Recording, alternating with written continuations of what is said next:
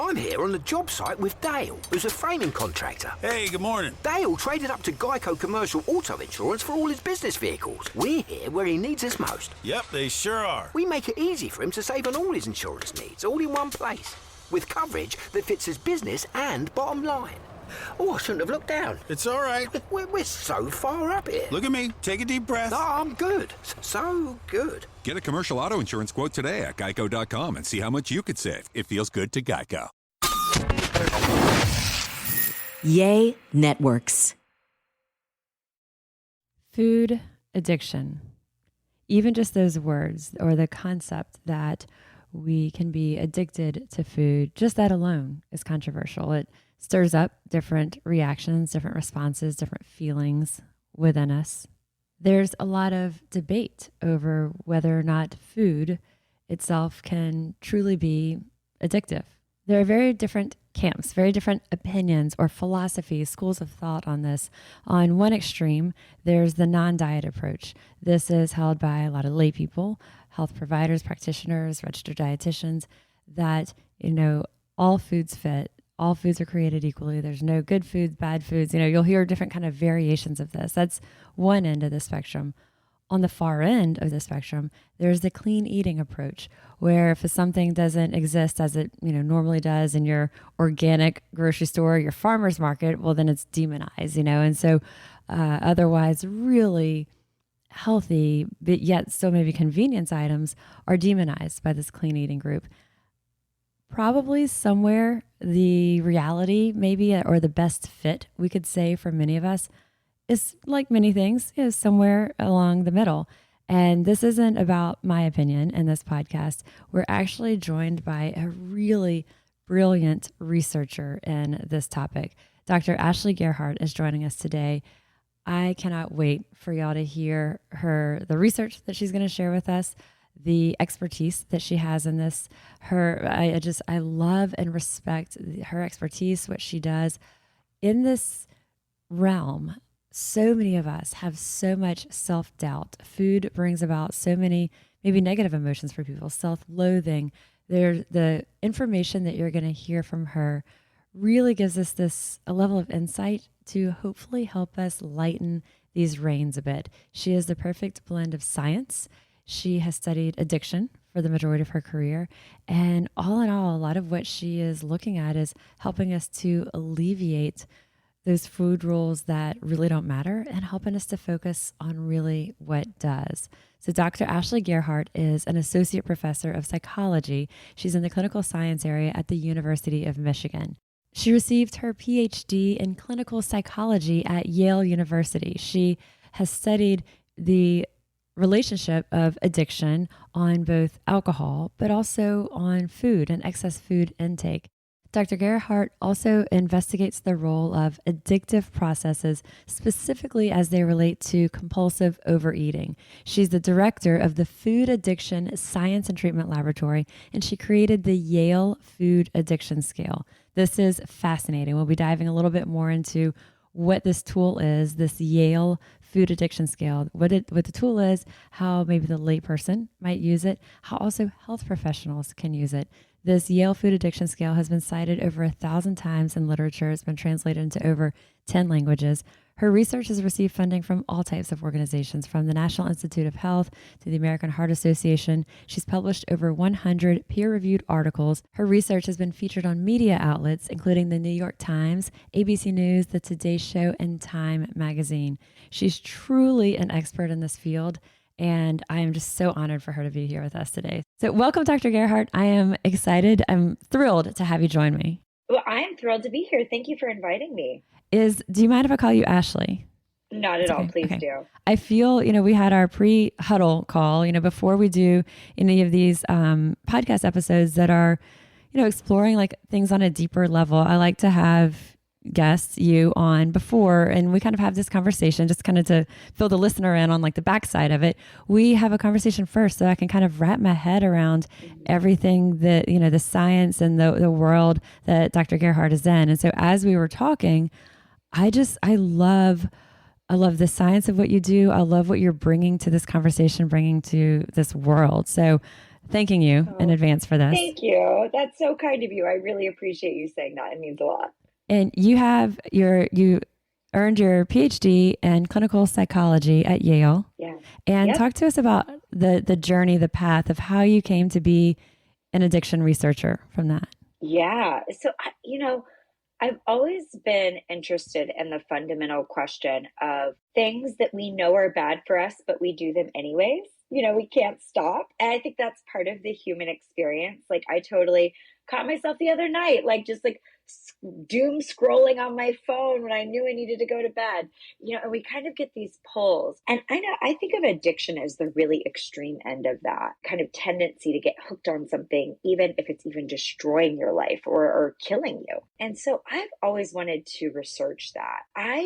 When I was applying to go to grad school, there really wasn't any programs that focused on food as something that could be addictive. And I knew I wanted to focus on those addictive mechanisms.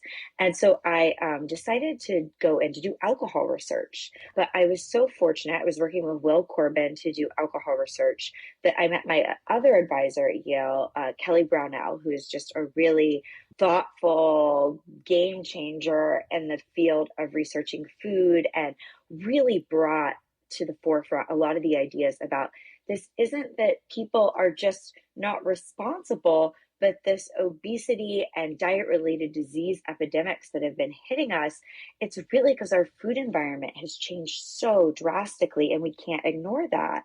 And so working with Will and Kelly, I was really able to come together and say, here's what we know about addiction and addictive substances. Does that apply to these new, novel, highly processed, artificially rewarding foods that now dominate our food environment? And so by doing that work, I've kind of personally come to the belief that the science points to yes, these highly processed foods can trigger an addictive process, very akin to something like alcohol or tobacco. That was going to be one of the things I asked. So it's fascinating that taking this addiction training that you had this depth, in training there, and then applying that where we think of it usually in the field of, like you said, drugs, alcohol, and applying it instead to that context of food, to obsessive eating. And like you said, these foods that are specifically triggering to so many of us, which we'll get to that. But talk to me about like when someone says or thinks that they're addicted to food, even that statement, it's pretty controversial. Like talk to us about like, there's so much debate around this of whether food truly is addicting.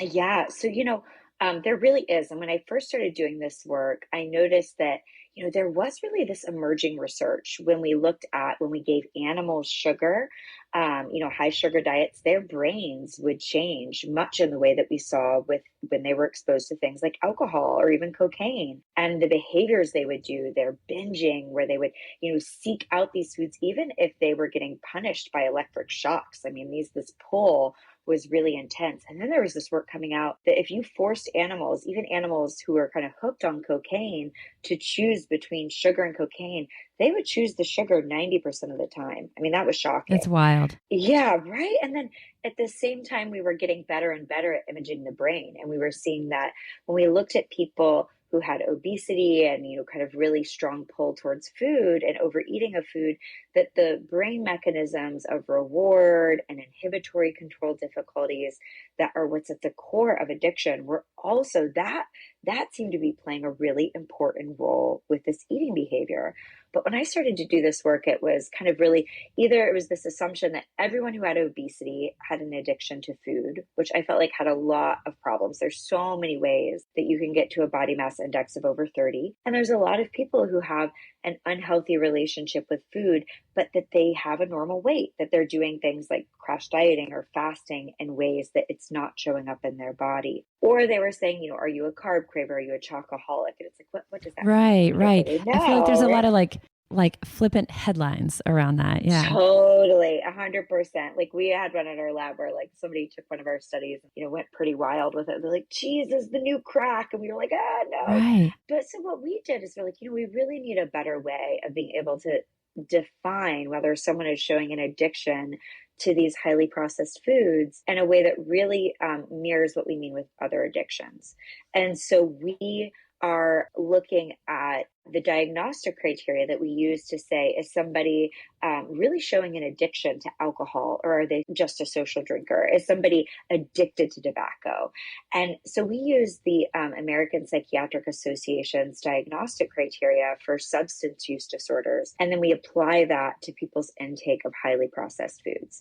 And so that looks like things like loss of control over your intake, really intense cravings, continued use even though you know it's causing you problems, you can't cut down even though you know you really want to, and it's causing you clinically significant impairment or distress in your life and getting in the way of other important things. And you might even show signs of withdrawal when you cut down on these foods, where you're agitated and you're irritated and you're distressed. You know, as you mentioned, there's a lot of debate about whether this should even be applied. And I think there's a couple things that I think kind of feed this controversy. And the first is, I think there's a lot of myths out there about addiction that I think lead people to feel real skeptical of it. And I think the first is that idea that everybody who uses an addictive substance gets hooked. And so you're saying, oh, anybody who has an Oreo cookie or drinks a soda is an addict. And we're saying, absolutely not. Most people who consume addictive substances don't get hooked. You know, about 85% of people who drink alcohol don't get addicted. 60% of smokers don't get addicted. 80% of people who use cocaine don't get addicted. So there is definitely an interaction between the addictive substance and that person's own individual vulnerabilities and whether they're prone to it. The other thing is, I think people really think about really intoxicating or illegal substances like cocaine, like heroin, when they're thinking of addiction. And they're thinking about somebody whose mind is so altered that they can't function, and, you know, they have to like break into places to get their drug. The most common and deadly addiction in the modern world is tobacco. It's cigarettes. You know, you're not intoxicated. You can drive your car, watch your kids, go to work, smoke a cigarette. It's legal. It's easily accessible. I mean, especially if we go back to like the 80s, you know, there were vending machines on every corner. They were targeting children. You know, the Flintstones cartoons were selling cigarettes. And so when we think about cigarettes as kind of our proxy for the most deadly addiction that kills the most people, you know, I think thinking about these highly processed foods becomes much more reasonable. The survey that you're talking about, kind of that questionnaire, that's the Yale Food Addiction Scale. And this is something Correct. that you developed, you and your team. Yes, absolutely. You got it. We developed it in 2009. And it's about 25 questions. And you kind of indicated what some of them are about. And it sounds like it touches on some of the specific foods that may be triggers for people, which may be these highly processed, typically not existing in nature. And we'll talk a little bit more in a minute about like, what does that mean? And we're talking about really like ultra processed, some about the food, but largely about a person's, maybe their innate tendency toward addiction. Yeah, I really see it as such an important interaction between, I see like I think of three things when I think of addiction. How potent and problematic is the substance? You know, like when we look at the opioid epidemic now, it's really because new opioids came on board in the environment where they became accessible and marketed, and people didn't know the risk they were taking because they were told they weren't addictive. And so people weren't as worried. So when I see, it's like, I think when you have it where a new addictive substance comes on the market, and that can trigger an addiction epidemic for people who have their own individual risk factors. So it's the substance, your risk factors, and that's things like, do you have a family history of addiction? Do you have a trauma history? Are you prone to use substances to cope with your emotions? Do you struggle with inhibitory control? Is your reward system prone to change when it's exposed to really rewarding substances? Those are really important factors. And then the environment. Like, part of the reason we see things like cocaine and heroin are not killing as many people is because they're not as easily accessible. They're not as socially acceptable. They're not as cheap or convenient or marketed. Well, like you said, when, you know, cigarettes used to be, you used the phrase vending machines, and you would think cigarettes and vending machines, yes.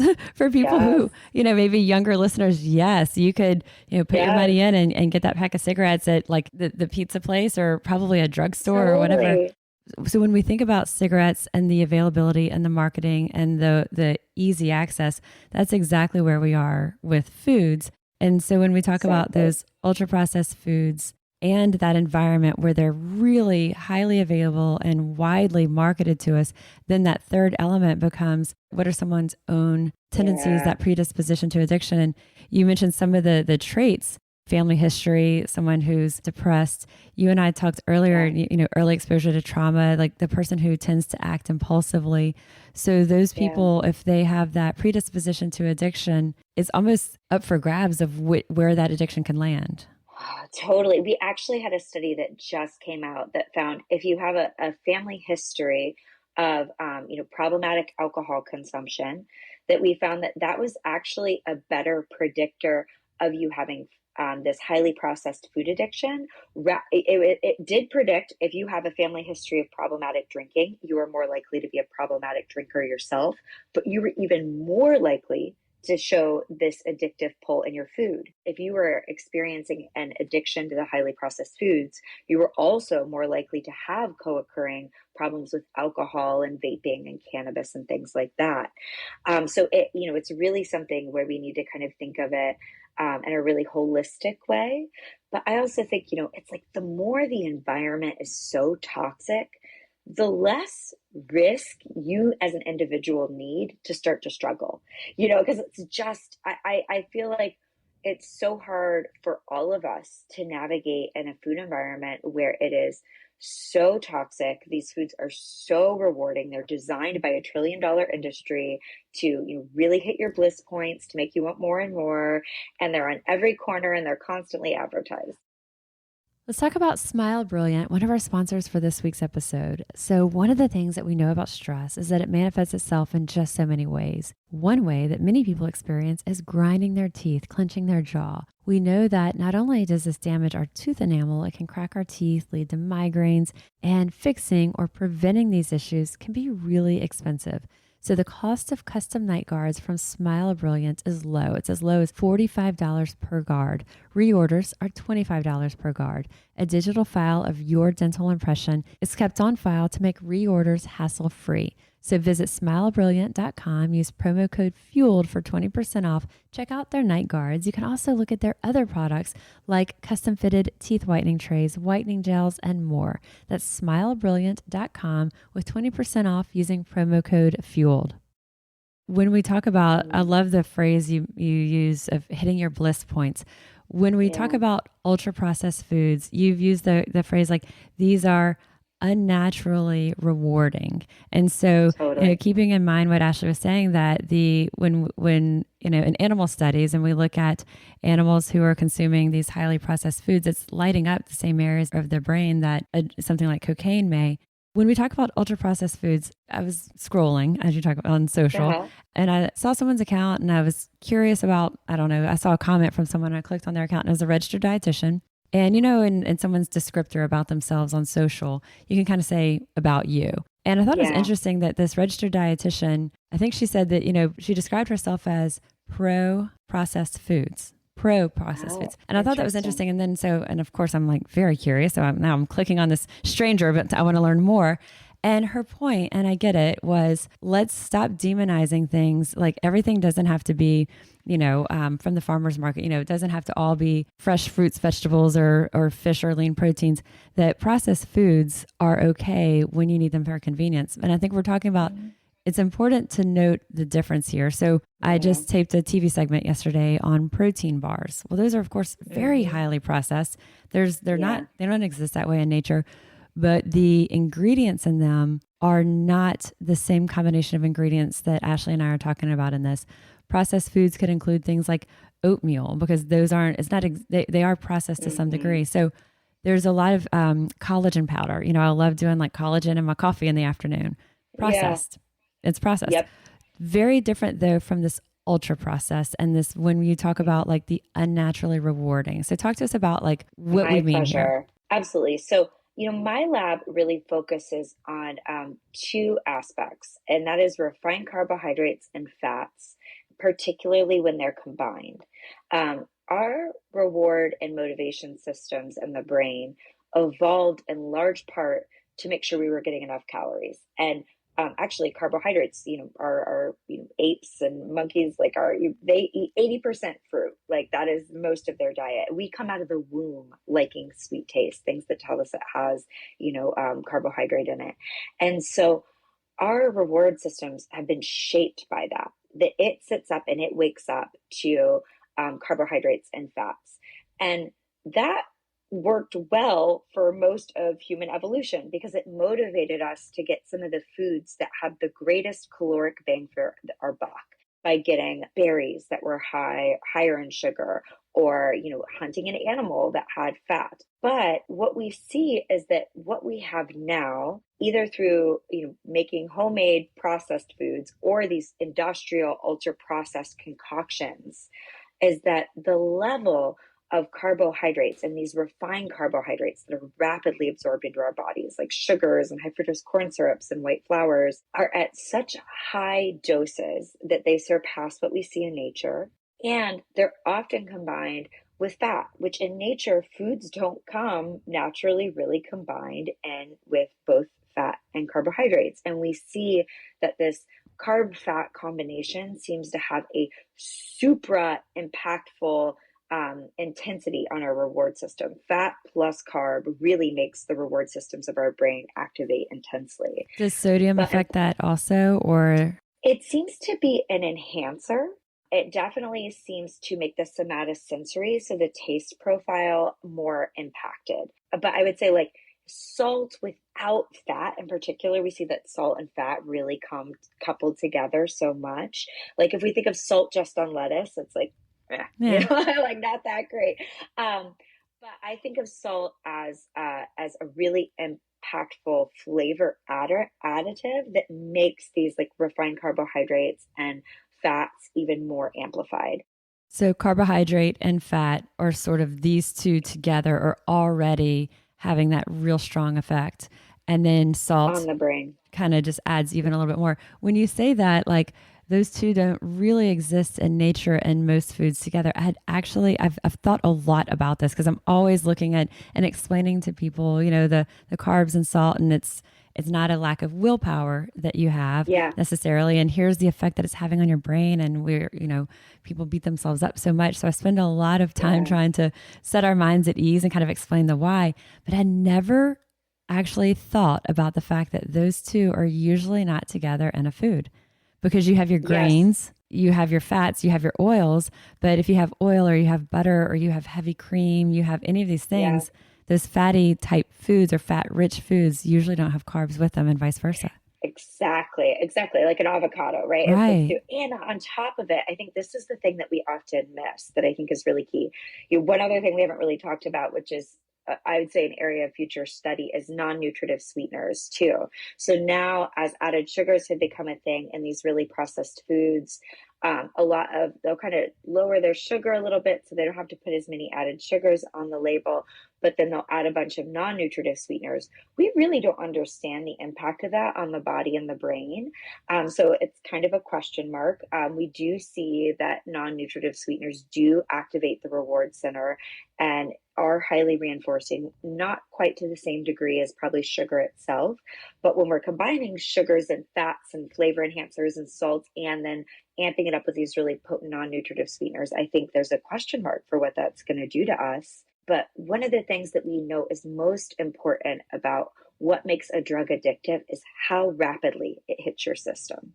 So if you take a drug like nicotine, for example, if you put on a nicotine patch, the reason it's a treatment for addiction rather than an addictive substance is because it has this really slow release of nicotine. And so it takes the edge off, but people don't seem to get addicted to it in the same way. In contrast with cigarettes, it is rapidly delivering a high dose of nicotine to that brain right away. I mean, it's so rapid.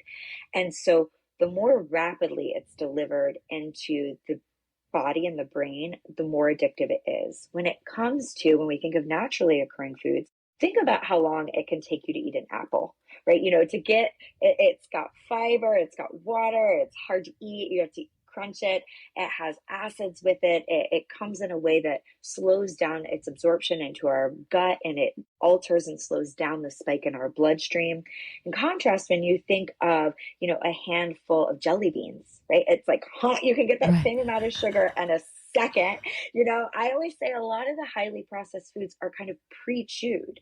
Like they've been so processed, and Right. there's texturizers that make them like really, they melt in your mouth. Silky smooth. And so you can eat it so quickly, it coats your tongue. And like what we see with these foods is the first hit of reward happens the moment it activates your tongue. Then you get this like hit of reward in the brain. You get a secondary hit of reward when it gets into the gut, and then a third hit of reward when it enters the bloodstream. And when it's both carbs and fat, they seem to hit slightly different pathways to the reward center of the brain.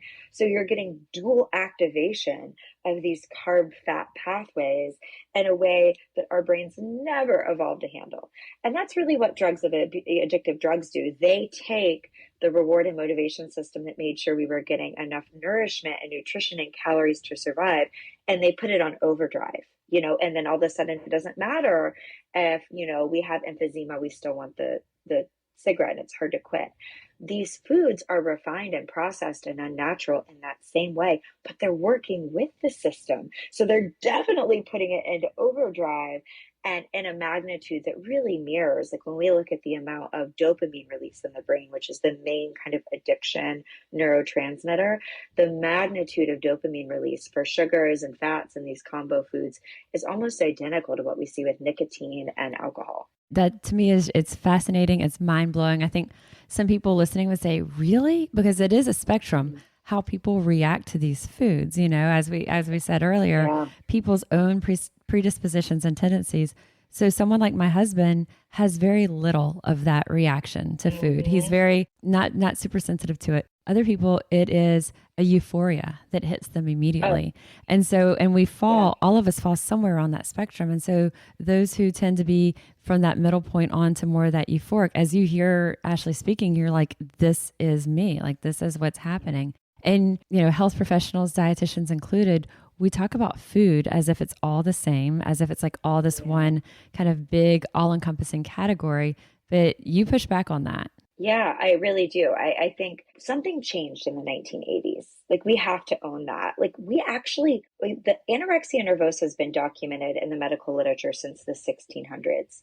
We didn't start talking about bulimia or binge type eating disorders and the clinical academic literature until the 1970s, and it really picked up steam in the 80s and 90s. Why is that? That's the exact moment our food environment changed and these highly processed industrial foods started to dominate. Now they make up the majority of our calories. And by saying all foods are created equal, I worry that what this does is unintentionally blames people for well, why, it's just about you. It's just about your attitude towards the food, your relationship with the food, all foods are kind of created equal. I think the science doesn't support that. Some people suggest that these industrial chemical concoctions shouldn't even be called food. Like they're more of a drug than they are, an apple or a chicken breast. And that what happens is that these foods are designed again by a $1 trillion industry, which the biggest producer of these foods from 1980 to 2007 was Big Tobacco. It was Philip Morris. It was R.J. Reynolds. They took the same playbook they used to make tobacco highly addictive and profitable, and they applied that to their food holdings. What brands did they have? They had General Mills, they had Kraft, they had Kool-Aid, the big ones, the really big ones. And they only started getting out of the food game when public health started coming for food. Then it was like, okay, get out of this game. Let's put more on our alcohol portfolio. So it's just, they're just kind of, addiction's big money. It's good money. And so, I think that when we sit down and if we don't hold for people that yes, there's probably a spectrum of risk when it comes, we all have to eat and it's really hard. And there's people trying to make money. It's so confusing for people. These. Yeah. It's Totally. confusing. There's so many emotional ties in with food.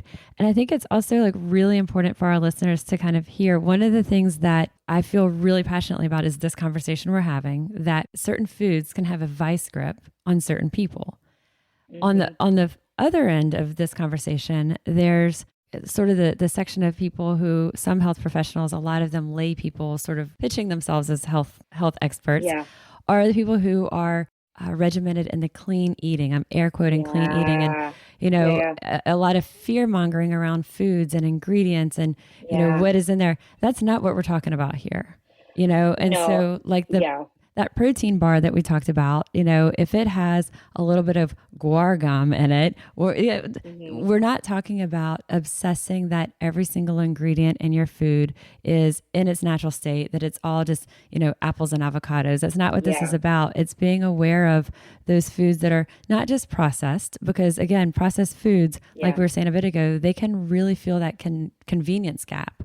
And there's a lot of things in our freezer section and in the shelf stable section, on the protein bar aisle, the bar aisle, granola aisle, cereal aisle. There's a lot of things there that are, quote, processed, but still can really fill that need for us in a very nutritious way. This is the next level. For folks, I think black and white thinking is not helpful for us. And I think we have a tendency to get into it as a field, I would say. These things are obviously complex and individualized. And so I do think that, for somebody, when we look at more restrictive type eating disorders, that has a tendency to run in families with obsessive compulsive disorder. Like there can be this obsessive, perfectionistic control kind of approach, and that can start to take over your life, right? And that isn't really beneficial for living a full life if that becomes the main focus of everything you do. On another extreme, and where I would say, now we're seeing most of us are reacting to this environment in the way we're programmed to, which is to find these, highly processed, highly rewarding, like attention grabbing and hard to eat in moderation and hard to resist when we're having a hard day and hard to navigate, especially, we haven't talked about the developmental trajectory. We see that 12% of children are showing signs of addiction to eating to these foods, which is associated with obesity and out of control eating and emotional eating and struggles. And so we need kind of different approaches based on your own personal risk. And even if you're someone that is struggling with this in a really addictive way, I always really think of this approach that we use in addiction that is scientifically supported, of harm reduction. That for many people, the goal is not, this is kind of surprising. I think everybody thinks that the only treatment for addiction out there is abstinence only, 100%. That's not really true. There's actually lots of treatments out there, especially for people who have more moderate responses. Moderate addiction it's about how do we reduce your harm? So yes, you may never be able to drink hard liquor ever again, but can you learn strategies and approaches where you can have a glass of wine in a situation with in safe situations? And so I think with food, we don't want to say all of these foods are demonized for all people all the time. You should never, ever have them. And anyone who does is going to be an addict. No, that's not true. And that's not what our science bears out. I think it's really about where is this gradient of risk for you on these certain foods. And I do say some people, I do think, do find an addictive pull to the protein bars. They can, and others don't. And I think knowing yourself and what is kind of grabbing you and hooking you, and hearing that science is validating for you that, like, yes, those are activating your brain and your body and your psyche and your emotional well-being. It's not just that you're weak. No, it's not just that you're weak, but that's where we've been with every addiction, right? It's just, these people are weak-willed. They just need to try harder or have, think about this differently.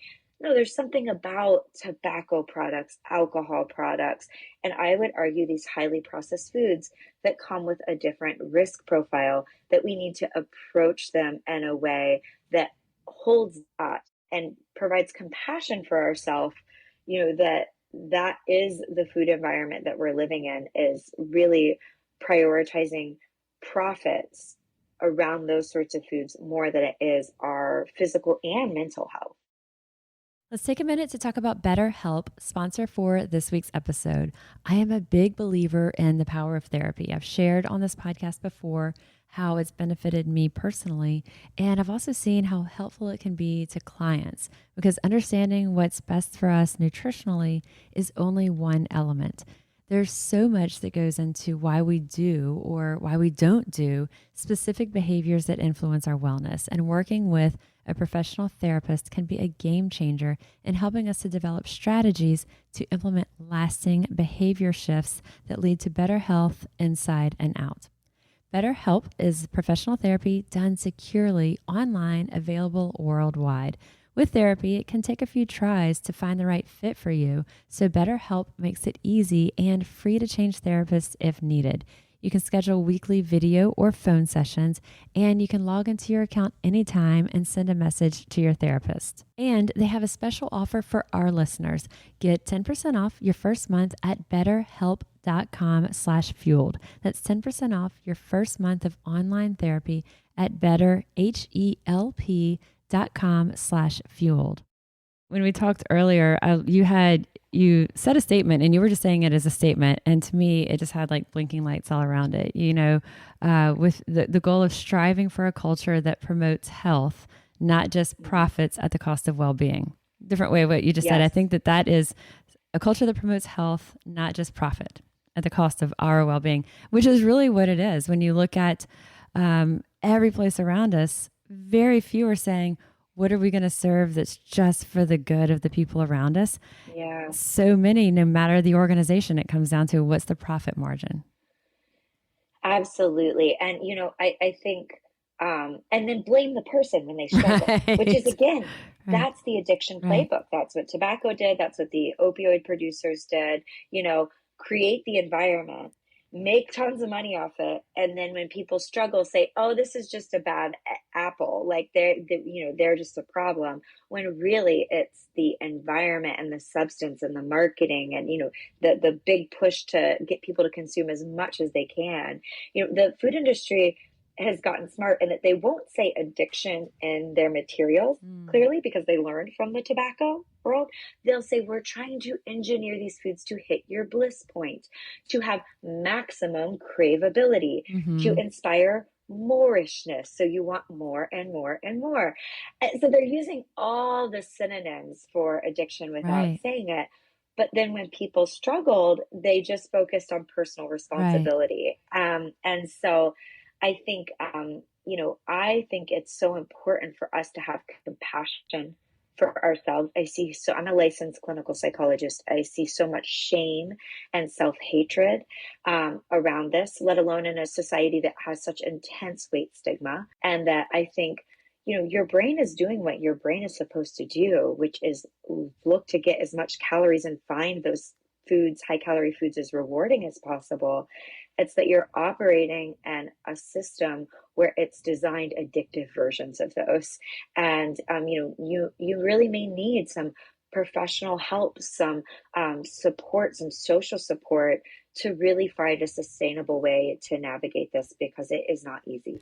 And as we talk about, treatment specifically, or, someone may not refer to it in themselves as treatment because they may not feel like, but wherever you are on that spectrum, you may feel like, yes, I need treatment, or, you know what, I need to address these issues, however we want to refer to it. But when we do have these challenges, you mentioned that it doesn't have to be abstinence only. Sometimes it's just that harm reduction approach. Situational triggers, addressing what are the people or the places or the things that are triggering, whether it's the craving or the overconsumption. Absolutely. Another big one is emotions, like emotion regulation. One of the biggest things that we see that sets people up to go down that path towards developing an addictive response is that you start to rely on the substance, whether it's these foods or alcohol or cigarettes, to cope. And so if it's not about, I'm consuming these foods because I need calories, but this is how I'm coping with my emotions or dealing with my boredom or dealing with my self-esteem, that to me is something where trying to either get at the root of those problems or developing healthier, more beneficial ways of coping is a really key factor. You also talked about hunger. Yes. So hunger is, such an overlooked factor that's important. For sure, not just in our relationship with food, but our relationship with addictive substances. that the hunger peptides, the hunger hormones in our stomach have a direct pipeline to the reward systems of our brain. And when we're really calorically deprived and hungry, it is priming those reward systems to say, hey, you are hungry, you need high calorie foods. Whenever you see a cue that tells you it's available, go into overdrive. And so what I see is this vicious cycle that people get into where they kind of overeat the highly processed foods. They say the next day I'm going to start over and I'm going to eat, 800 calories or 1,000 calories or something that just makes them so hungry and calorically deprived, which then sets them up to fail. Because A, it makes you more emotional, B, it makes it harder to have inhibitory control, and C, it makes that reward system of your brain go into overdrive when you see these foods. And we're just starting to realize that having, 3 meals, 1 or 2 snacks of kind of high quality food with good protein, good fiber is not just beneficial in helping people get control of their relationship with food, but also in their relationship with substances like alcohol and cigarettes, that making sure people are having, good dietary intake can play a role in that sort of recovery as well.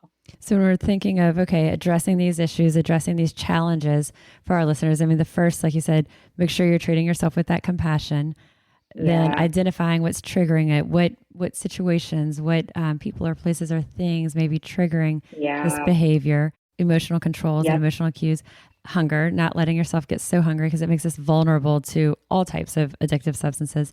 The other that I would say kind of number 5 that we touched on just briefly, but the need to have policies in place to change our environment so things aren't around us that are so tempting all the time.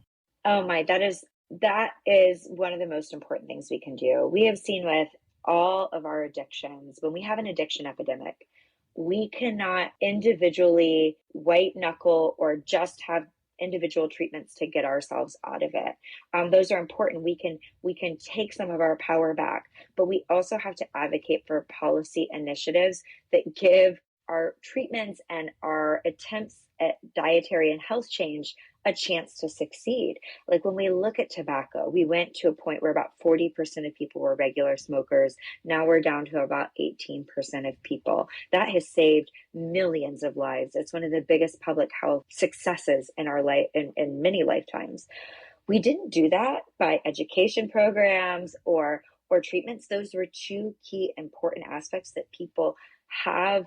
It's just people deserve access to the education and the treatment, but it was by changing the environment. So there was less marketing, especially to kids, where we changed the prices around tobacco, that we changed the access with things like vending machines. All of those things together really are what made the difference. And when I think about food, clearly we all have to eat. So it's not just about stopping the highly processed foods. We have to pivot people to more nourishing foods for them that don't have this addictive pull.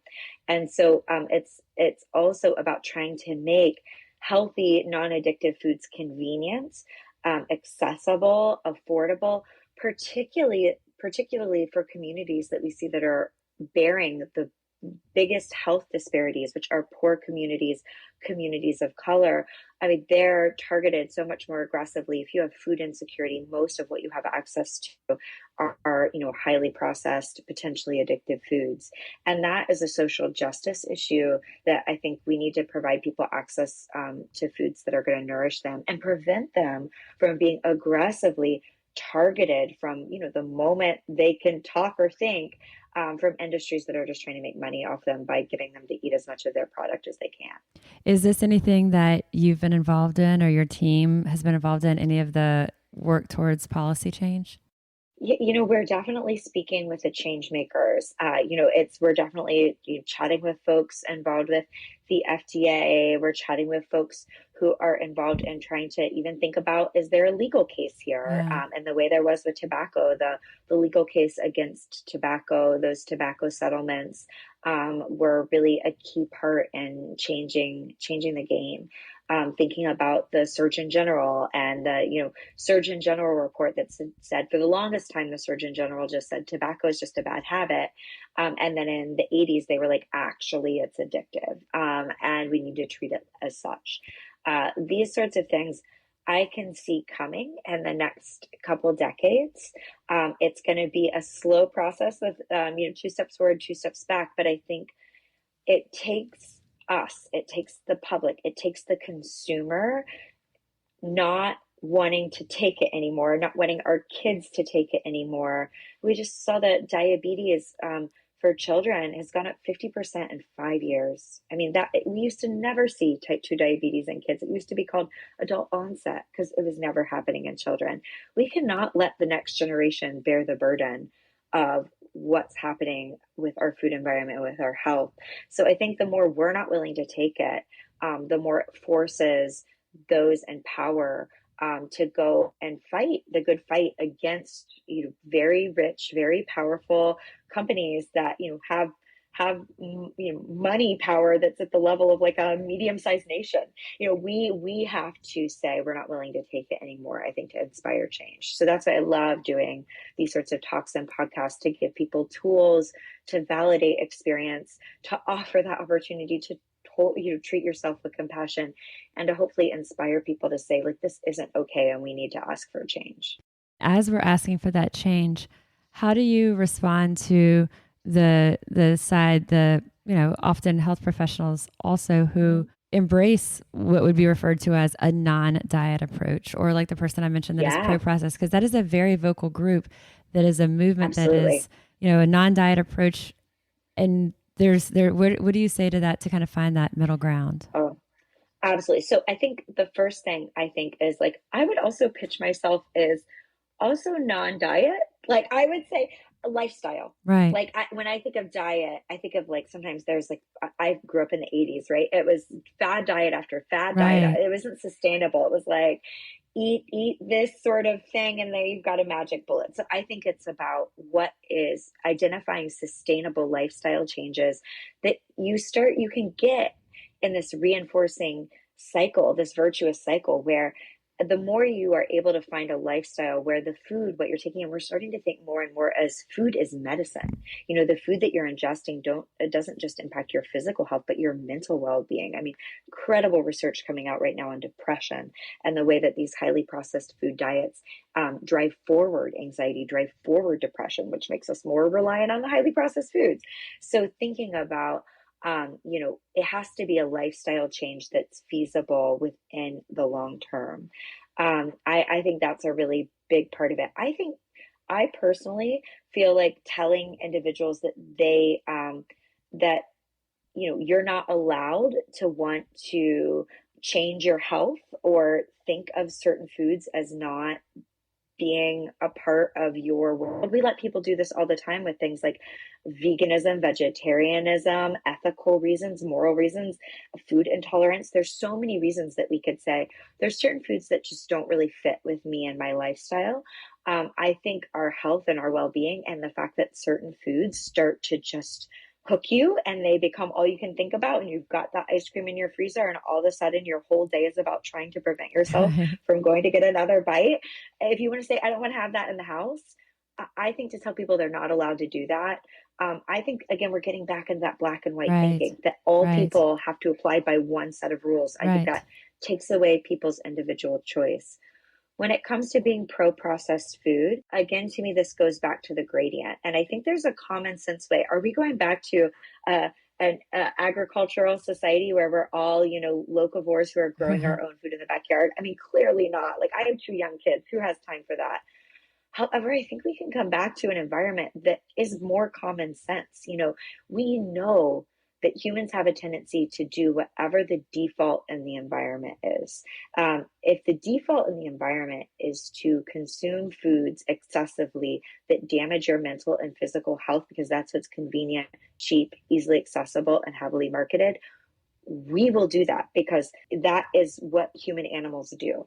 If we change the default, where it's not that you can never have these foods and, oh my, you must be a perfectly clean eater. No, that's not our goal. But if we can make it where a little bit more of the default, what's easier to do is to eat nourishing, real foods in a convenient, satisfying, nourishing way. And, you have access from time to time. And I'm all about frozen foods, shelf stable ways of doing that. It isn't about perfectionism, it's about what works. So I just really wish I just feel like we're getting in these black and white Mm-hmm. camps where we're just fighting each other on these extreme examples when clearly this kind of middle path, complex, individualized way forward is really what's needed. And so I think we just get in these turf wars in a way that just distracts us from the It's a lot overall of noise. problems. You're right. It's a lot of noise Yeah. about something that is very extreme. Let's take a minute to talk about Bonafide, one of our sponsors for this week's episode. Bonafide is for women dealing with perimenopausal and menopausal symptoms who want safe and effective non-drug solutions they can trust. Silvessa by Bonafide is the first comprehensive system designed to restore and protect hair and skin affected by estrogen decline from the inside and out. Silvessa delivers three-way support for hair and skin. It includes a daily capsule, hair serum, and a skin serum that work together to support healthier looking hair and skin. Give Bonafide a try today. No hormones, no prescription required. Our listeners receive a special offer up to 54% off when you subscribe to any product by going to hellobonafide.com using promo code FUELED. That's hello, BONAFIDE.com, promo code FUELED to claim your special offer up to 54% off when you subscribe to multiple products, including Silvessa. For best prices, free shipping, go to hellobonafide.com, promo code FUELED. We mentioned at the beginning about the food addiction scale that you and the Yale team developed that uses the same diagnostic criteria for other addictions for food addictions as for drugs, alcohol, tobacco. Talk to us. I'm going to include the link to your website so that people can see and download the scale. On your website, you have spreadsheets and information about how to score it. Yeah. Talk to us about how that scale is best used, like on their own with a health professional. Yeah, so I think so. It can be a complex scale to score. It really does kind of follow what I would do if I was doing a diagnostic clinical interview with someone to try and decide whether or not they had an addiction. So there's a lot of if this, then that. But that's why the spreadsheets are there to try and help you. There's also some modified versions, which are on the spreadsheet as well, that are briefer versions and easier to score. We have versions for kids as well, the Yale Food Addiction Scale for children. So that's out there. I really think of this as if you're curious about whether this is something for you personally, it might be playing a role. I don't see this as harmful to take this yourself. That might help inform you about, do you need some more support? Do you maybe need to see a nutritionist? Oftentimes we see that with the food addiction, it's also telling us that there's a lot of emotional things going on there as well, often with trauma, dysregulation, depression, anxiety, and that sometimes some work where maybe you're talking to a therapist or a mental health professional as well to get at some of those problems might be warranted. If you are a dietitian or a mental health professional, we do see that the food addiction scale does predict treatment outcome. So people who have food addiction, a big study of around 600 folks found that the best predictor of people who don't respond to our traditional, calories in, calorie out diets were people who had highly processed food addiction. They were most likely to drop out, most likely even if they stayed in to gain weight rather than to lose it. Also less likely to respond to traditional eating disorder treatments. So if this might be a group of folks who, if you're doing an intake with someone and they're meeting this food addiction scale, it might suggest this is someone with a more severe profile with the foods. I would really think about wanting to also assess for trauma and co-occurring problems with substance use, co-occurring problems with depression and anxiety. I would want to really focus on mechanisms with these folks that think about craving and cues that might trigger them, helping them think about emotion regulation strategies, inhibitory control strategies, and really helping these folks have social support in their life of seeing this as a bigger lifestyle change where it's really also focusing on the long term. Addiction is a chronically relapsing disorder where there is this tendency where you can you get it under control and then a stressor happens or something happens in your life and then you can kind of slide back into old habits. So it can really be about what is the long-term plan and when do you start to see that you're going down a risk path where you need to re-engage with treatment? And how do you do that before you have a full relapse, but you're kind of more in that like early lapse, early risk period? So those are some ways that I try and think about this, both on your own, but also if you're working with, more of somebody, a professional to Right. support you. No, I love that. So it can be a screening tool for an individual who's listening to this on their own. It's something that you can do on your own. It helps kind of be a gauge, like you said, if you're seeing a therapist or you're seeing a dietitian, bringing these results to them, or if you're not, it could be the catalyst to seek out treatment with a dietitian or a therapist. Also, for dietitians or therapists or other specialists listening, this can be a tool to use in your practice that can kind of help give even more insight into the people that you're working with. And really, it's about, for the individual, self-exploration and understanding Absolutely, yeah. a bit more. And, like we said, at the end of all of this, it's about not stigmatizing these people or these foods. It's understanding that these foods are designed specifically for this. Like you said, they are unnaturally rewarding. Yeah, absolutely. And the scale is free, it's accessible, there's no copyright. I have no skin in the game, whether people use it or not. I'm not making any money. I don't have anything to sell here. It's just a tool for folks. And yeah, I think, when we've looked at this question of stigma, is this idea of addiction surrounding these highly processed foods, is it double stigmatizing folks who are maybe struggling with eating? If anything, the research so far has borne out that it doesn't seem to stigmatize people. It might even reduce stigma by kind of moving the conversation away from just personal responsibility, just calories in, calories out, and acknowledging this piece of these foods are designed to hyperactivate your reward systems, to hit your go button, to make it hard to listen to those satiety signals that tell you you've had enough, and that it's really highly stimulating the brain. And so you're responding to it exactly the way it was designed to activate you. So that compassion and different tools that need to be used to help us navigate that are really key. So going back to our original question, is it possible to be addicted to food? Your answer is Yes, absolutely. Not everyone, clearly, but we see, about 12% of kids. The estimates are 14 to 20% of adults. This isn't rare. It's right in line with what we see with the prevalence of right. other legal, easily accessible addictive substances, with alcohol being at about 14%, tobacco being about 18%. This is really something that is a really big public health crisis. It's killing people. Our diets dominated by these foods are killing people on par with tobacco. It's not something we can just ignore. And we've had our call to action of, from a personal exploration, doing something like the Yale Food Addiction Scale, taking that, then looking at, you say kind of the trio of things that can contribute. What is the intensity of the addictive substance? How quickly is this received by our bodies? What is the person's own predisposition to addiction? And then the third, environment. And so when we look at all three of those, it really does help us understand a lot more of the why that these feelings or these sensations or what feels like it's completely out of our control. It helps us understand what's behind those behaviors and behind these actions that maybe we do have so much shame about. Is there anything that we haven't covered or any kind of final takeaway that you want to leave our listeners with? I think my final takeaway as well is, I think that major thing that we've talked about of both empowering yourself and being compassionate with yourself around this is really key. And knowing that we need to advocate for change on so many levels, especially for the next generation, especially for kids, is so, so key. And I'm so appreciative that you're covering this topic. It is one which is a controversial topic, a debated topic. And I think the more we can have conversations like this, hopefully the more we can think about what is the best way forward to help as many people as possible. Awesome. Thank you so much for sharing your time, your expertise, your insight. I appreciate it so much.